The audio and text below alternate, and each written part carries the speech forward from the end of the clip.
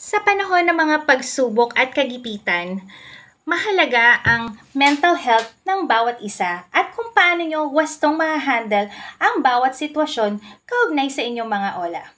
Sa video po na ito, magbibigay ako ng mga ilang mahalagang paalala para makatulong sa inyong pangangalaga sa inyong mental health para handa kayong harapin ang mga problemang pinansyal na dulot ng inyong mga ola. Number 1. Stop muna po sa payments lalo na kung walang-wala na pong pambayad. Huwag din pong magpa-partial or extension payment, lalo ka lang po kasing malulubog niyan. Number 2. Turn off your Ola SIM. If hindi kayang i-turn off, ilagay muna sa block unknown caller ang settings ng phone nyo. Much better po if magpapalit na kayo ng SIM. Number 3. Try your best na huwag basahin ng text, emails ng Olas, ignore all calls for the meantime.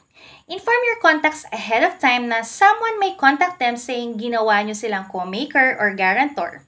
Just explain your real situation. Pang-apat, secure all your social medias. Facebook, Instagram, Twitter, TikTok, even chat apps like Viber, Telegram, WhatsApp.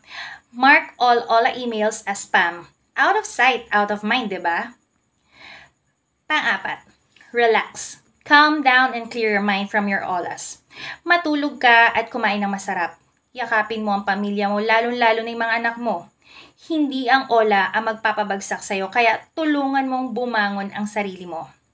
Panglima, tandaan nyo po na mas tinitira ng mga nanghaharas na agents ang mga victims na panay sagot or nakikiusap sa kanila. Isang pakiusap lang po ay pwede na. Dahil kahit umiyak po kayo ng dugo dyan, wala silang pakialam. Ang gusto lang nila ay makasingil sa paraang alam nila. They will target your mental health, so don't let them. Lastly, PhilFlag holds to the principle that all debts should. Keep in mind that we are not scammers. Pabayaran natin sila pero sa tama at legal na paraan. Naway ang video po na ito ay nakatulong po kahit papano sa inyo para maliwanagan kayo kung ano mga dapat yung gawin para maibsan ang inyong mga pag-aalala sa inyong mga ola.